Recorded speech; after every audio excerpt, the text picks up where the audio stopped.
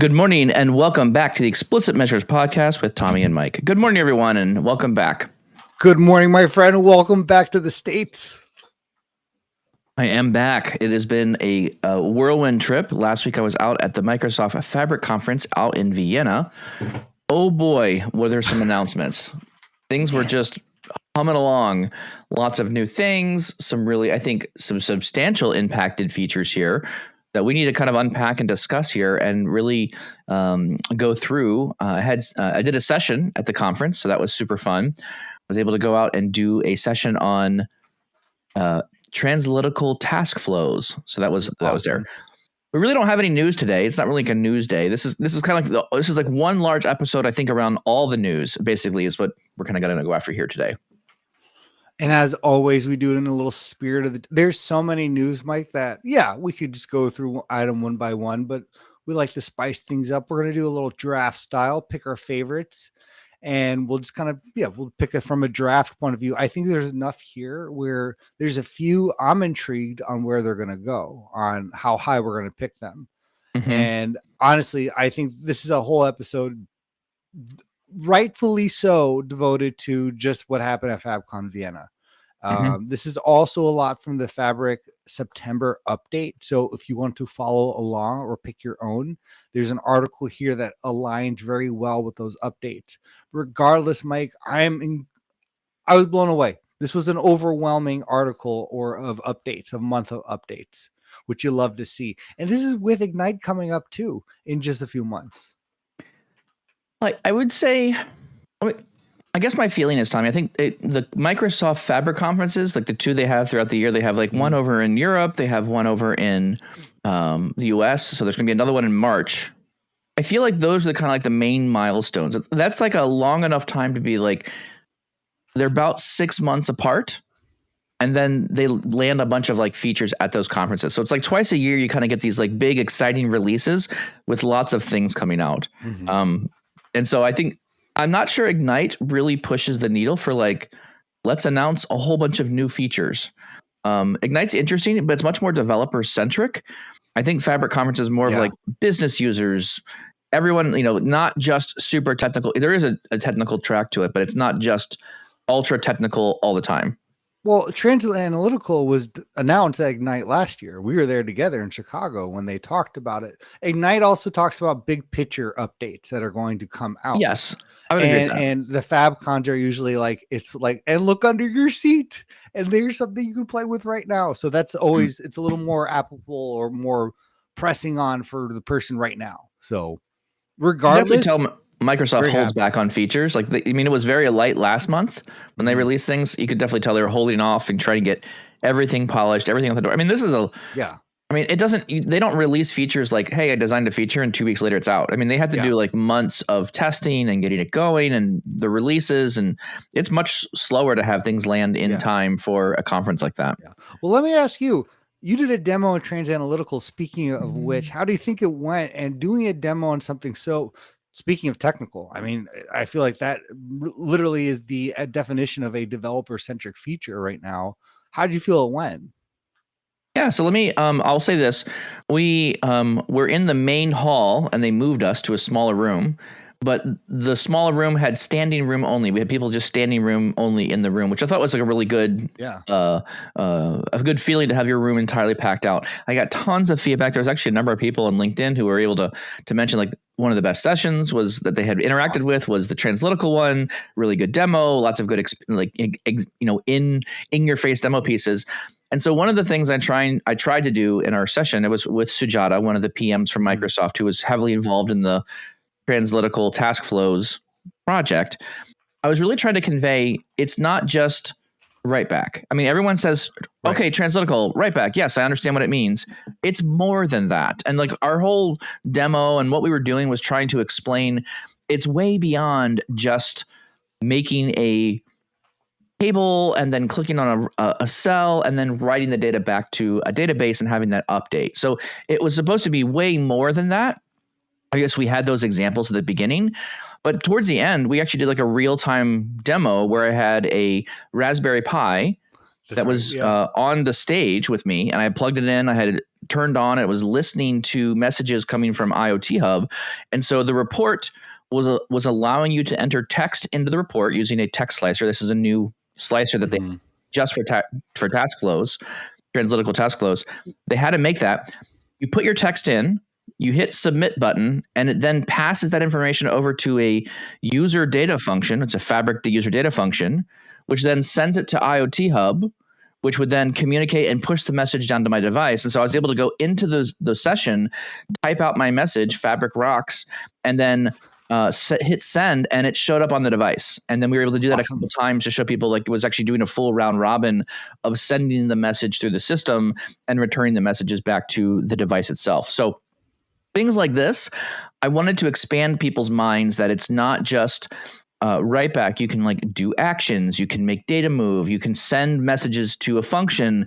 The function can make business logic that does something, and then it can then trigger real devices to go action or do things as well. So really, this is kind of like a replacement. Let me say it this way.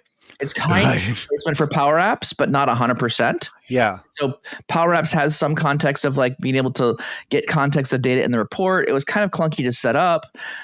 It's not that bad. It wasn't too difficult to set up the Transanalytical task flows. And you're right, Tommy. It's heavily designed for pro developers of Power BI, but it definitely makes the end user experience extremely easy to use. And now you can in real time or with write back or do things from the report that take direct action on something else, which I thought was really interesting.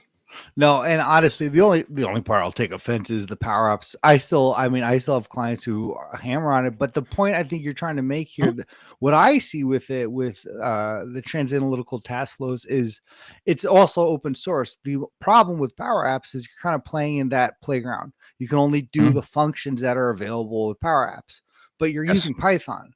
So to your point, I can do the Raspberry Pi, and yes, that is possible. I know people can tell me that it's possible with Power Apps. A lot more workarounds to do that. So what you're able to do with Transanalytical task flows, and I love too the fact that you are pushing that it's more than write back, because I don't know why that's the misconception right now. And maybe because there's not enough examples like yours out there on what's possible here. And so I think this is going to be one of those things. I don't want to put it.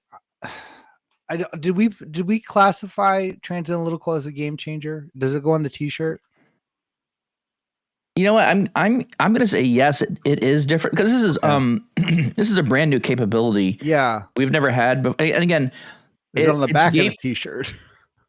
Maybe it's on the back, but the idea here is like this is something we've never been able to do as easy as we have been, and the fact that it was fairly. I showed the code that I did for the IoT example that I was doing, right? Writing to the Raspberry Pi and sending messages to it. I had like 6 lines of code. It wasn't crazy difficult to run. That's it. It was very well. The library to talk to IoT Hub was already built. Like someone already had made a Python package to use it. So, when there's already an existing framework out there to use things, it was fairly easy to set up the IoT Hub. It was fairly easy to make the device listen to messages from the IoT. Like all this stuff was kind of like it's been around for years. I just had to like tap into it and learn how to use those specific items in our presentation. So for your demo, did you use VS Code? Or were you all in the browser? So then then you could do anything. It's just Python. Like it's writing, it's just using code to run a function. So the user data functions are basically Azure functions retooled and stuck inside Fabric. There's a little bit of ease here where you can make it easier to connect to things. You can have connection strings that automatically attach. You're not saving usernames and passwords directly in the user data function. But in general, it was pretty rock solid. So anyway, I think you're right, Tommy. There's not enough examples to like open people's mind of what's possible.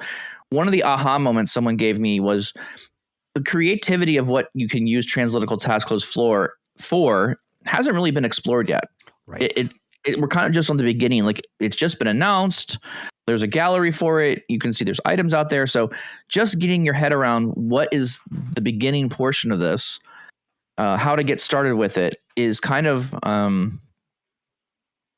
it needs some time to mature. People need to come up with creative ideas. And so because of that, someone was asking me at the conference, they're like, well, you showed examples of like editing like a group of things. We had an example of that. So you have like 10 rows of data. You can filter things down by some categories, filter. And then with these 3 filter contexts, you can then update individual rows of data. And they're like, well, what if we wanted to update multiple things at once? Really what people are looking for, and I think there's a really good opportunity here for someone in the marketplace to build one of these things. What everybody really wants is they want Excel to appear inside Power BI, really is what they want. They really want to be able to like embed the Excel experience inside a visual and be able to say, save this data, and it gets pushed out somewhere. But with user data functions, this is now possible, right? You can actually save notebooks, you could have embedded things, and you could have these functions pick up this data. So the question kind of came out during the conference was, how would I edit multiple items? I'm like, say, well, you can edit multiple items by writing better DAX that would just concatenate multiple items together and get the IDs, and then you could set it for what you want. So like, there's definitely ways around this. So again, back to what's going on here, the functions, the data you send to it, it's highly flexible. It's going to be limited only by the creativity of people building things. You can do data validation. You can do checking. You can do, the function can talk back and forth. And for me, while I was doing the build of the demo, the aha moment was there, in order for Transanalytical to work, there's multiple like full communication cycles that are happening. The report says, here's the data. Transanalytical, the function, user data function, has to say, I acknowledge your send of data. It has to complete something, and then the function has to submit back to the report, I'm done. Here's the message. I either passed or failed. Oh, and by the way, I also would like you to refresh the reports. There's a whole bunch of bidirectional communication happening between functions and all kinds of other things that just make this really exciting. So for that reason, I think I would call it a game changer. And for listeners, he knows what he's talking about because he just navigated some very tricky waters here, because you could have said user defined functions. You could have said user data functions in DAX, but he knew what he was talking about because we have 3 UDFs and one just got announced too. So we're not even going to touch that right now. So exactly. We'll wait for that. But no, I love that the demo went well. Happy to hear. And I think more examples are going to just really make this take off. I think so too. So well, that was fun. Yeah. Good. Let's go into the review. So we're going to go through the article that is. There wasn't really. Sometimes they do like a book of news. Yeah. Around all the things that come out at Fabcon. For whatever reason, it didn't seem like they did a book of news, but it was just the September 2025 Fabric feature update summary. And we're going to go through that. Basically, that's going to be the list that we're going to go through right now, and basically go through that entire blog post together. All right, Tommy, do you want to kick it off here for the first one, kind of picking out the first item in the list? Yeah. So usually I offer to you, but this one I'm actually going to be a little selfish because I'm really excited about this one and I want to make sure I talk about it here. Sure. We've talked about this for a while. I've complained about this for a while, about user interface, the experience for us building in Fabric. I like my IDEs. I like my desktop. And I think the browser is a subpar experience. And someone might have been listening, because my first pick I'm going to put off the board is Fabric's getting a multitasking like user interface, a developer-friendly upgrade. This is in preview right now. Oh, yeah. Well, what's the okay? All right. I want to see let me hear your opinions on this one, because I do have opinions on this one. Go ahead. Yeah. Let's hear it. It's the progress here. It's not the results right now. It's the journey. Okay. So we're in the pursuit of happiness. We're not at happiness right now. So the idea here is simply that I can be, rather than having actual tabs on my browser, which, gosh, I have too many tabs of Fabric on my browser. I have bookmarks and all these things to try to navigate, because I'm usually not just working in a single feature or artifact. I'm working multiple things because they all connect. This is no longer the days of a single semantic model doing everything. So they've kind of taken that feedback, and now we can actually have multiple active workspaces with color coding based on those workspaces, these horizontal tabs that allow me to be working in different products. So I don't have to go to tab and, oh no, this one it needs a refresh in the browser. So it has to refresh, and maybe it saved my work or not. It's going to remember that throughout. The open limit, I have a cap of 10 tabs. That's fine. And this hopefully is working towards navigation, context switching, multitasking. And for me, Mike, this is such a huge thing because I was speaking to someone yesterday, and it's like, how would you define your role? And I'm like, it's still that solution to architect like feature, and that's working in so many different products and artifacts and items. And in order to do that effectively, I need those different tabs. I need those different things open. So that's why that's going to be the first one I'm taking off the board. But you have some opinions here. Yeah. I don't like it. Man. Okay. Let's hear it. I don't like. I've been playing with it slightly. There are certain parts of this that I think work well, but it was also really difficult to get back to like your list of workspaces. I'm not used. Again, the navigation is okay. What it feels like they're trying to go after is more like a VS Code, where you have multiple tabs across the screen and you have these different multiple files open, and there's you're in a pipeline. I mean, I would agree with them. Like at some level, I'm constantly switching through different items or artifacts inside the workspaces, but it's very jarring to have the colored groups open and the icons that they're using. It doesn't resonate with me very well. And I was playing with it the other day, and it was just an awkward navigation experience. Maybe I'll get used to it over time. I jump around a lot between workspaces, but I'm kind of used to like navigating through to the workspace level anyways. I feel like there needs to be a better breadcrumb on everything. I feel like a lot of times I'm going between an item in a workspace, and then there's like a folder and maybe like the workspace itself, because I'm trying to pick another item. I got to be honest, I don't think I'm going to use this very much. I'm going to do what I normally do, which is I don't want to navigate one window with multiple tabs. That's just not how I operate. This computer I have has a very wide screen. I have the ability for opening multiple browser windows. I'm going to continue to open up multiple items in multiple different browser windows. To me, that's the most efficient when I'm trying to work on things. I've got a lot of screen real estate. Now, that's how I operate. I will argue when I'm at conferences and I'm in, training sessions and I'm watching people's machines, the fact that many people do not increase the screen resolution blows my mind. Oh, for demos? I don't even know how people build reports, honestly. Like they're on a computer laptop screen and they've got the font size or the screen size is so large that I'm like, how do you even do anything on the screen? There's like barely any space to put a visual on the page. It's almost like, wow, like there's physically not enough real estate on the screen to even do anything. Yeah, 100%. Yeah, so you can't. You're in a notebook. You can only see like one cell or two cells max. Too frustrating. Ooh. So anyways, I will rather squint than go through that process.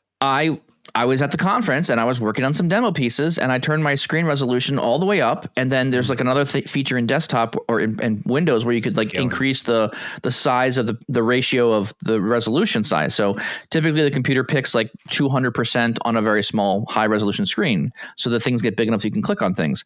I went all the way down to like 125% size and made it really small so I could have a lot of space to see all the things. I'm with you. So I feel like this is just one more piece of clutter.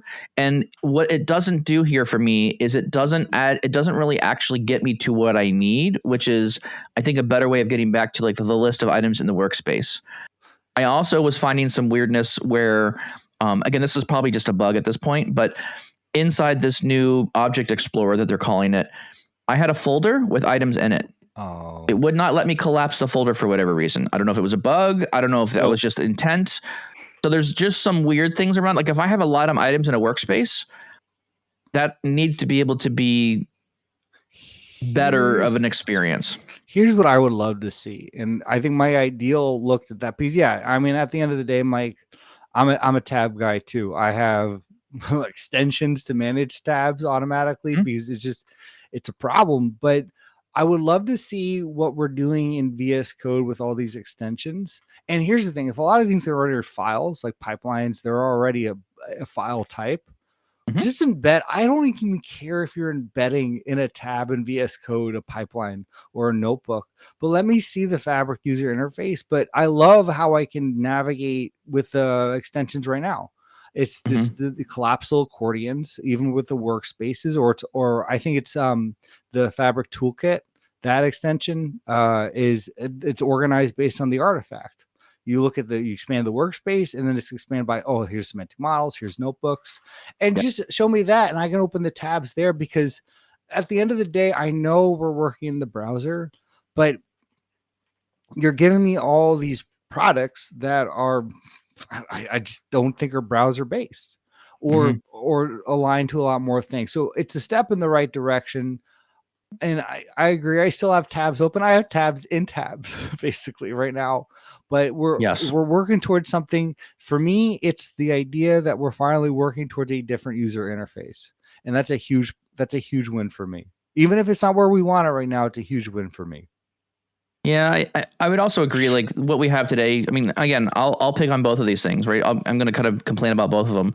Even having the workspaces on the left hand side nav and then opening all the icons on the left hand nav isn't really ideal either, as well. So like, there's really no easy way to get all this stuff Yeah. done and dialed in. It we're There's there's nothing so more. Yeah. the PowerBI.com experience is becoming, in my opinion, PowerBI.com is becoming more pro developer every time we look at it. It's becoming more pro, more pro, more pro. And there's less and less experiences in PowerBI.com that are focused on like the consumer, just like getting access to reading reports and building reports. See, for me, it's a different, because there's nothing more I hate than when I go to a different workspace. I feel like I'm such out of the experience that I was in. And I want things to be seamless or feel that way. I don't know why. Maybe I'm just being first world problem here. But when I have to go to a different workspace, or even if I'm in a notebook, right? Do you know what I do every single time? Rather than getting out of that notebook, I click on Control Click, because I want to keep that tab open, because every time it Correct. feels like I'm out of that workspace or I'm out of Yes. that experience. So no, a big thing. So all right, so maybe not the biggest first round we've had. So what's going to be your first pick? We got a ton to go through. Oh, we got a ton to go through. So let's go through some other features here. So one of the ones that I'm extremely excited about, and this is going to sound weird just because the name of it is just awkward. It doesn't really look good. Notice under the Dataflows Gen2, there's a ton of new features there. Mm-hmm. The one that I'm most excited about here, pick. there was in the keynote, and I took a screenshot of this and put this out on my Twitter page and posted this around. Dataflows Gen2 is getting an incredible speed up. They are drastically improving the compute engine on the back end to make it really, really fancy. So this is kind of like a couple of features all rolled into one. Accelerate your Dataflows Gen 2 with preview only steps. Mm-hmm. So the preview experience is getting a little bit better.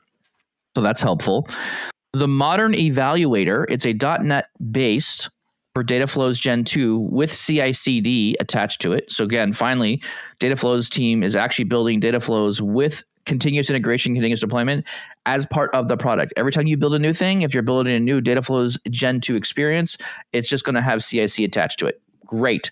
Don't ever build anything from Dataflows Gen 2 without CI/CD already built in, right? If it's not part of it, I don't want it. And then here, the one that I'm really excited about is partitioned compute for Dataflow Gen 2.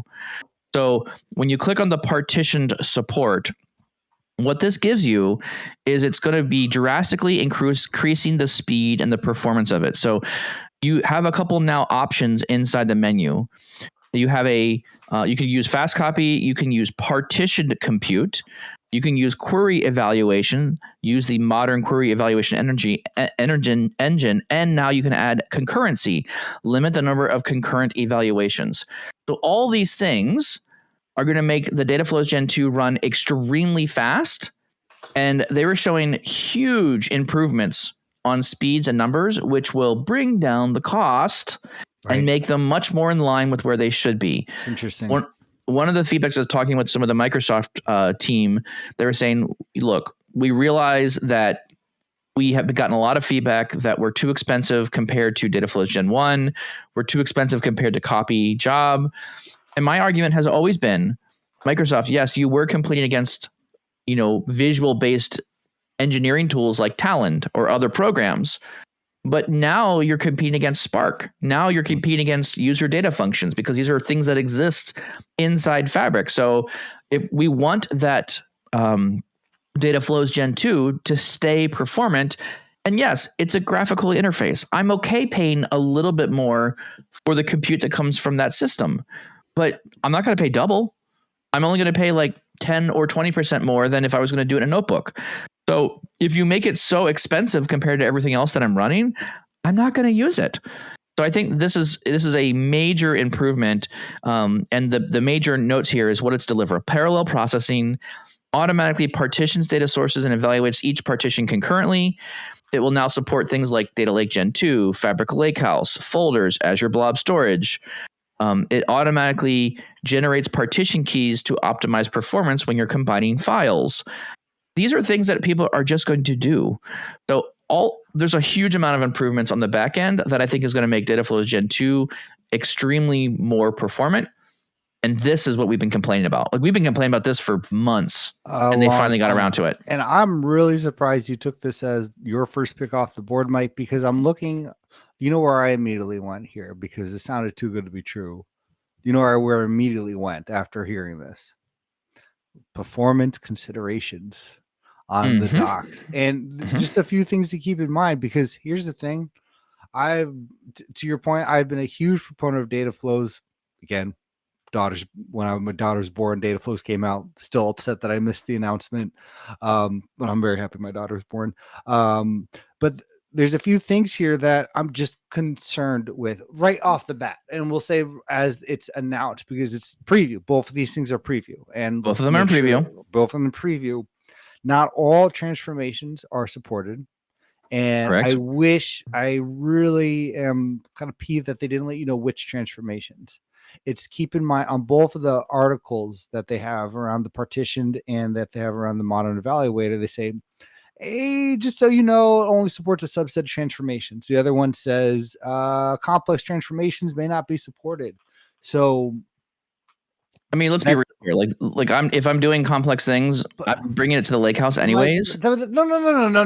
This is where I'm going to disagree with you, because the point of the data flow should be able to do what a notebook does. There are two options. Why then have data flows? Because it is your stopgap until you get to until you know how to actually write real code and do notebook data engineering. Like that's really what we're talking about here. So okay. I mean, there's not a lot of, in situations where, so I would argue if you're going to be doing complex things, you're probably going to get better performance and have more control about what you're trying to do in notebooks anyways. And so of course, I think if you're doing like where I see the majority of business users starting out, they start out with Power BI Desktop. They like Power Query because it's already there. That's the equivalent to Dataflows Gen 2, right? So a lot of people are needing the ability to say, look, we need the tiered pricing to start with. Okay, Dataflows Gen 1, it costs me 1,000 CUs to run that, right? Dataflows Gen 2 now needs to be more performant than Dataflows Gen 1. It's got to be like, has to be an improvement. 600, right? And then you've got to have notebooks that can run that even more efficient, like 300, right? So now you're kind of tearing down into like, if you write more code, it becomes more cost effective potentially, right? So that's fine. But the fact that I can go from the Dataflows Gen 1 to Dataflows Gen 2 and get better performance and get the CI/CD that I want. And that's already a great message to business users that are just pure Power BI and they're willing to go into Fabric things. I would also argue a lot of the stuff that's happening is just general shaping, dropping columns, not a lot of complicated things. Like in Gil's book around learning the M, learning Power Query, learning M, right?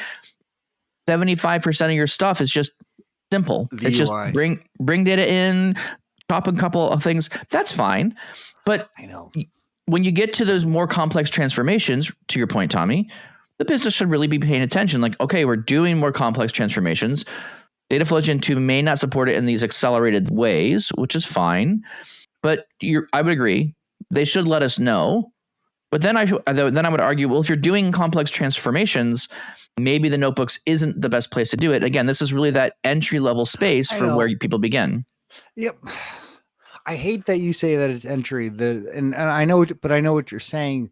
I think for me, I've seen what data flows can do. I've seen what Power Query can do. Heck, I don't have to say data flows and how much is possible. Like, why support then iterative functions? Why support custom functions in Power Query to do what it can do? And it's like that is possible, right? Why have that even as part of the language if it's going to be wonky, slow, and say, no, we're going to want to push you? Like, what I would love to do, and maybe you're right. Maybe you're right in the scheme of things. Dataflows Gen 2 are for we're adopting Fabric, marketing or sales is using Fabric for the first time. Hey, here's a nice user interface. You can push your data here. Oh, look, there's some nice, pretty buttons to click that you can manage your data that way.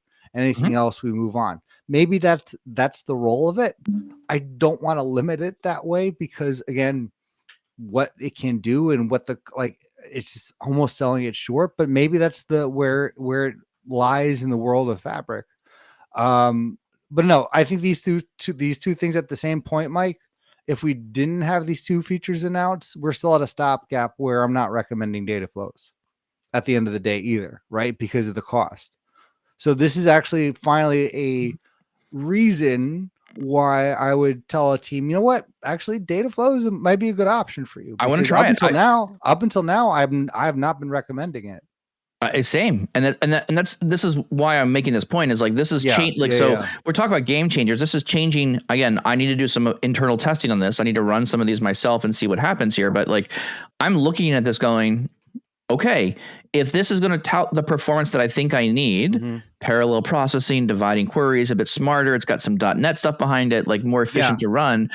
I'm seriously going to say, okay, I will try this thing again. I will test it out. And so I'll do my test I did last time. It was a real world use case. I had a client doing some stuff and I moved some data through, and that was exciting. Having that move through that way was incredibly important for me to like get my head around, okay, this potentially could start changing how we design again. And so when I think about game changers, I think about what recommendations would I give to different size businesses. And if this changes the recommendations, I'm saying it's going to be kind of a game changer. I love it.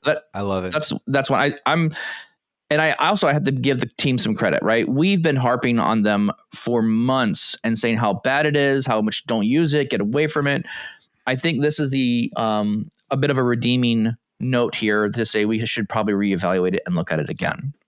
All right. And for you, Tommy. as well. All right. So I had this is a tough second pick because I wanted to go one or two directions, but I'm going to go where my heart is. And Mike, I've been having a ton of fun with data agents, really testing things out, really putting some projects together. But I've still had some frustrations around the really essential part to any agent or any concept of an agent, which is called fine tuning. And that's going through and understanding how it did it, modifying that, changing that up. And we just not have that ability. So there's a few things with data agents that I'm going to just kind of bundle together. We'll call this a blue chip trade. But what we have with data agents now is the main one I'm going to highlight is this idea called discovering query, the query results used from the data agent. So you tell the data agent, hey, show me this or do this. Before I would just spit out an answer and you were kind of at the realm of saying, well, I hope that was what, I don't know where it came from, but I hope that works. But now what we actually have with data agents is actually the ability to simply see, hey, this is what the query examples that it used. It's going to review the example queries that you provided and help guide the reasoning. So I tell the data agent, here's the different queries I want you to use. Which one did it use when it actually generated a certain result from a certain question? This is such a big part of having a data agent work effectively and consistently, maybe is a better word to put here, is to use it consistently for trust. Is, okay, I want to make sure every single time it's going to use this answer or this query or this the examples that I provided it. So this is such a big part of what we do. I also have in here the ability with the SDK to use it, with the Python client to use it, which is awesome. So I can use this in VS Code. I can use this in other applications, but I get this in Git now, which makes me very happy. But I think, again, a big part for me is that I'm providing examples. I know when it's using a certain example, so I can fine tune that data agent, because we have to think about data agents in the world of developing Copilot models differently than we do with semantic models. It is a generate, fine tune type of approach here, where we need to understand we're not getting it right the first time. And right's even a wrong word to put here.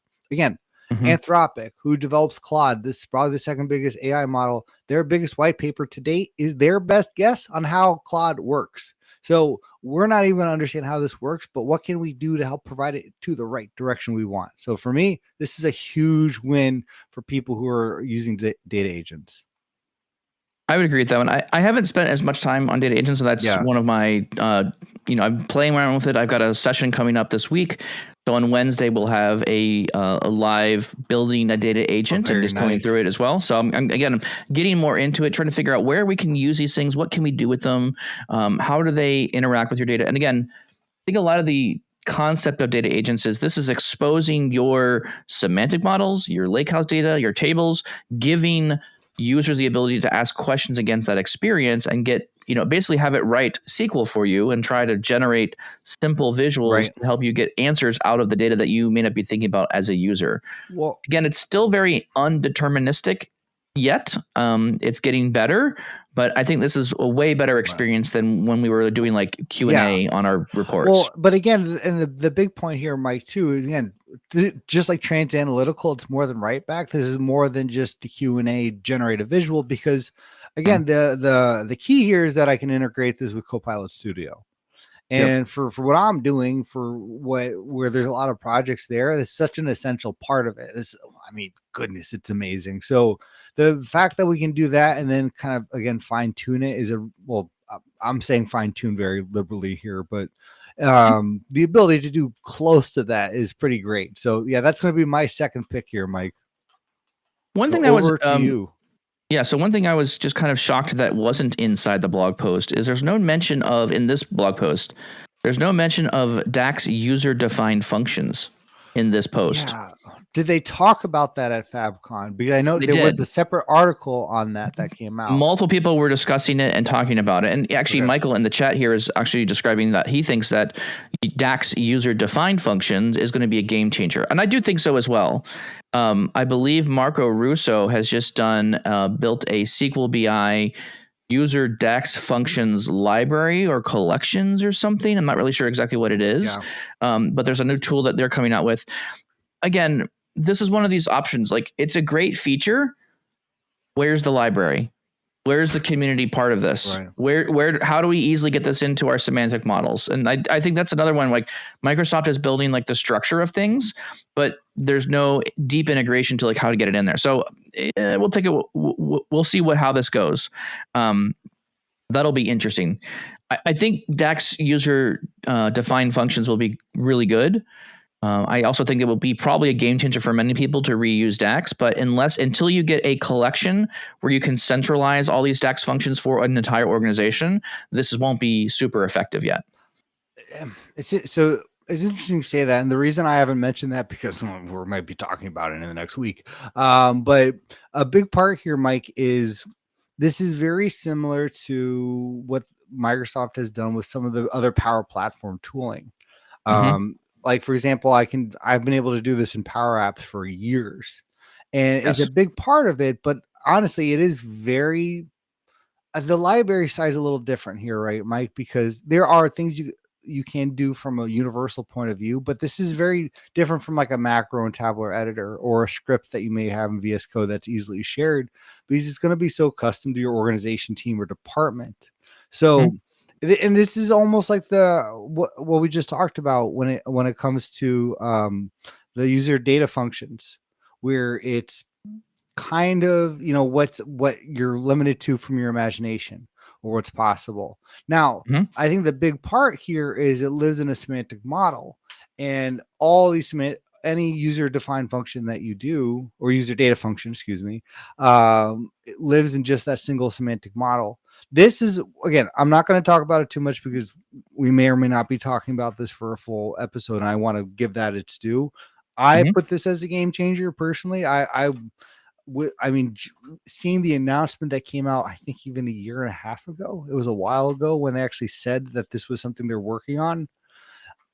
This is going to be big for a lot of use cases. Now, whether or not it kind of goes across semantic models, we'll see what the impact is. But what it is right now, I think this is a huge feature for us and may change how we develop writing our DAX functions.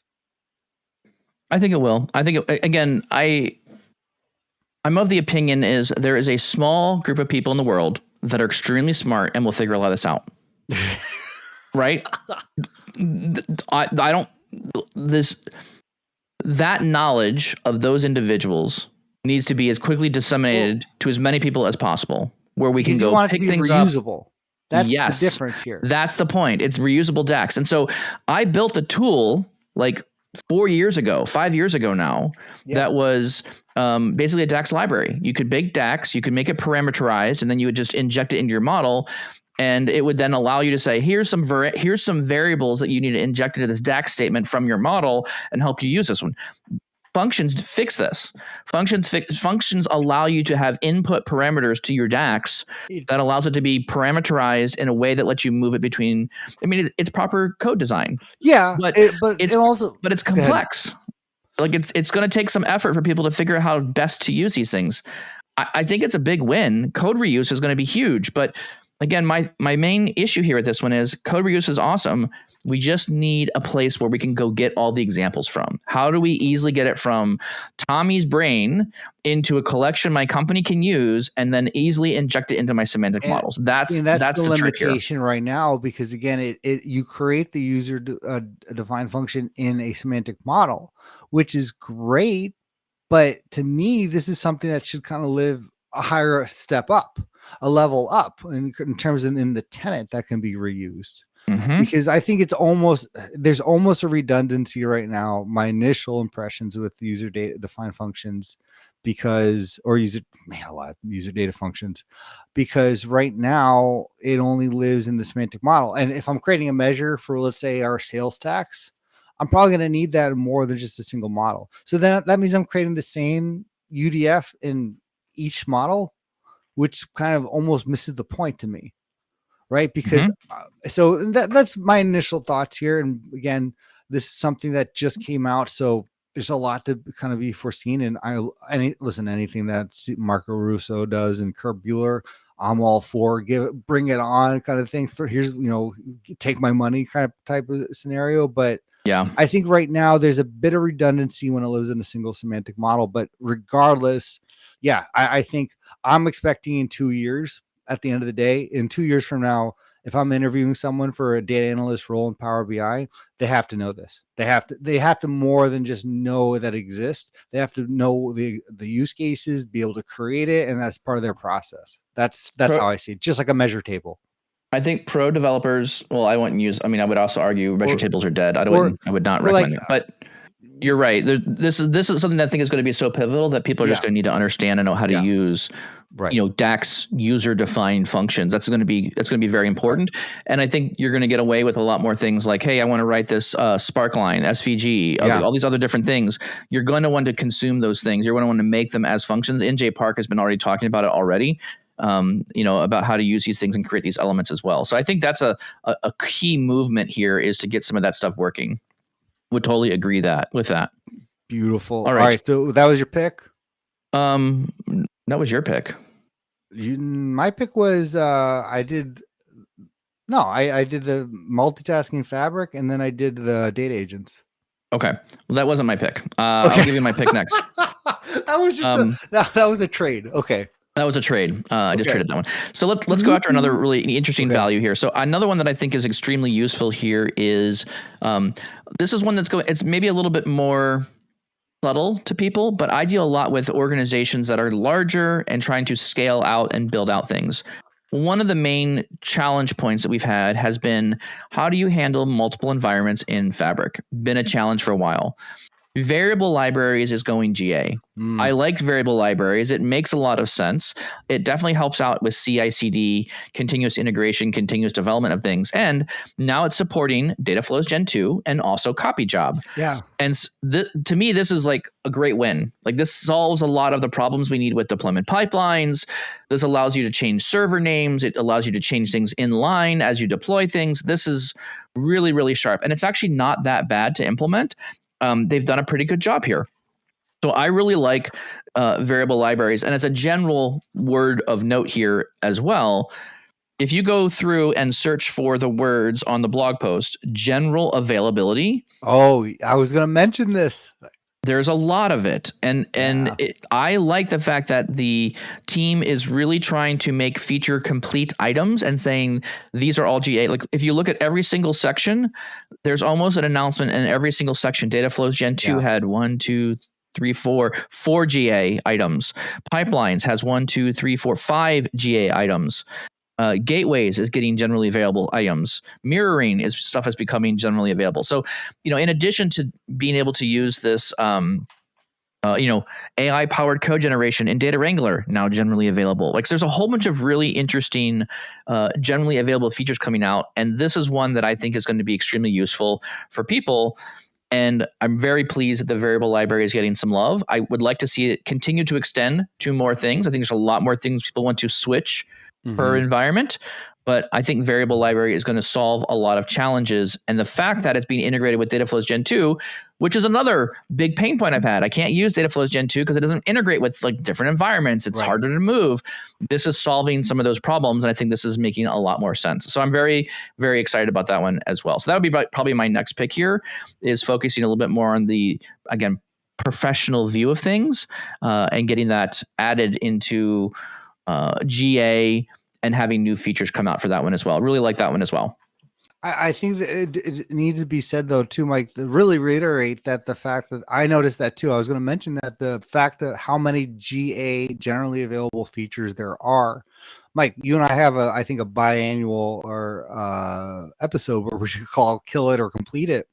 And they're knocking a lot out for us. They're solving a lot of our episode here because honestly, it's very frustrating as a consultant or as anyone in a company when you want to recommend something as adoption. And this is very hard for me right now, where a lot of companies like, should we invest in this? I'm like, well, it's preview. When's it going to be out of preview? We don't know. And a lot of companies are hesitant to move forward with those items. For me,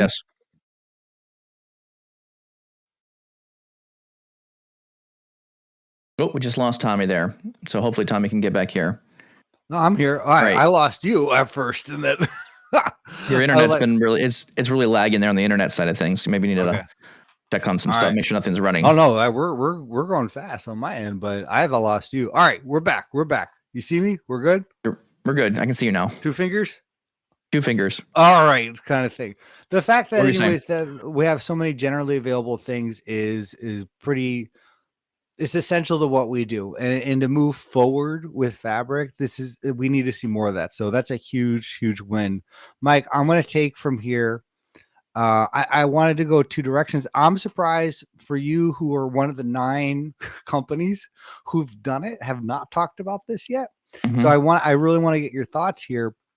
But the Fabric extensibility toolkit is, well, speaking of, hey, Microsoft giveth generally available ability and it taketh away a preview kind of thing. And this is a new preview feature here, but the extensibility toolkit is really the evolution of the workload toolkit. Or the development 2. kit. This was going to be my this is going to be my final one if I had a final item to give out. Okay, so why don't I pause that for you? So I'm going to do a quick one here, and then I'll give it to you here. Fabric CLI command line interface is now open source, and it's also 1.2 the versions here, which means a lot more command line arguments and autocomplete, folder support, output formatting. So Mike, I've developed with Cursor this Python package that will basically look at any command line execute exe application and find all the arguments and options, and then basically add that to a autocomplete feature that I have in terminal. So I can say, hey, auto completer, feed it the Fabric CLI. And now I have all these options available to me. So this is a huge thing for me because I actually really like working in the terminal. There's a lot of, especially when it comes to local model testing that I do with the AI stuff. This is a pretty essential feature. But I also do a lot, obviously, in VS Code. So I love, for me, that interface, and I love the ability to make sure that I'm more efficient. You're more efficient if you know how to use the terminal, even the command line interface. So give me that. Give me some AI assisted contributions. Make life easier for me with AI agents, and give me the CLI pip install MS Fabric CLI. So that's what I'm going to do for my last pick. Yeah, I think it's the CLI thing is interesting. I got to be honest, Tommy, I don't use it very much. I'm not sure if that makes a lot of sense. I think for admins, this is purely, I think, an admin level feature. Like you just want to use admin level, write code, know exactly what you're doing. You really got to understand what you want to do once you get to the CLI. So I like it. Am I there? Probably not yet. I'm probably not there yet. Okay. But anyways, it's interesting. Okay, so I'll go to my last feature here. So a couple announcements, right? So I want to also be very clear.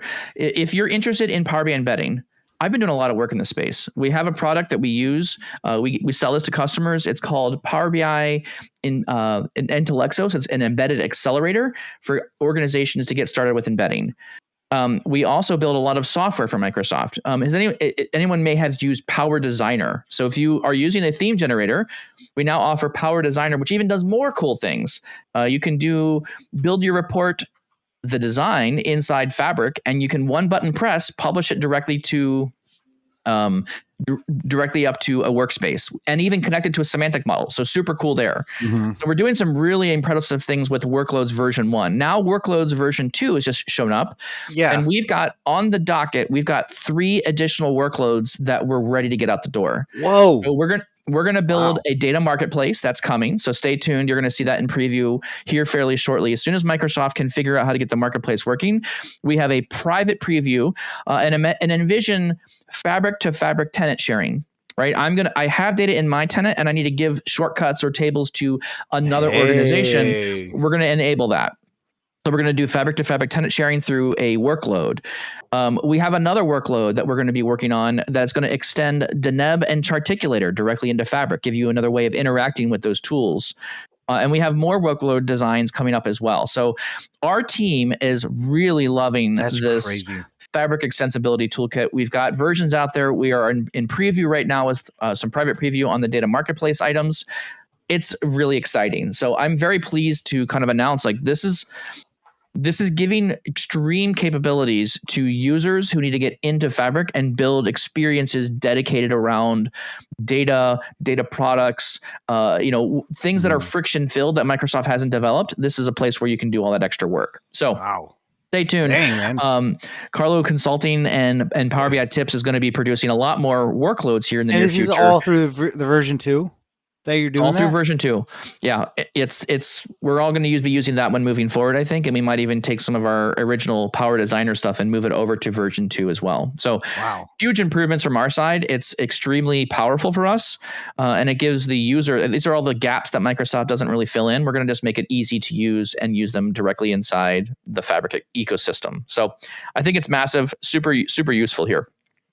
Anyways, I can't speak highly enough about the new Fabric workloads. I've been working closely with the dev team to build out this feature and give a lot of feedback and what things are working, which ones are not. But I think you're going to see workloads become a huge part of what Fabric is going to be in the future. There's going to be a lot more useful tools coming out. And right now, I think the challenge is most companies that are trying to build workloads, they don't understand the pricing model. I think they're overpricing their workloads too high. And they need to think about better pricing models. So we are being very price sensitive in these workloads and making them very efficient to run, but also very easy to get out to as many people as possible. So that's our goal. So anyways, that's what we're kind of working on, how we're handling things with workloads. There's a million more things in this update, but we are almost right at time. Yeah. So I don't think we can pick up any more items. There'll probably be more of these topics as Tommy and I explore them. As we build stuff with them, we're going to need to do some workshops around this. I think, Tommy, this should change part of what we do in October at the Chicago user group. I know. Speaking of which, you should probably give us a pitch for that as well. What's happening in October?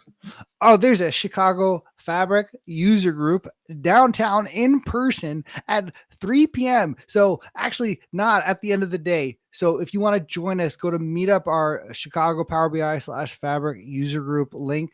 You make sure to sign up this week, by the way, because we need to have your full name in order for you to get into the door. But what we're doing, Mike, is we're doing a Chicago's crash course on Fabric.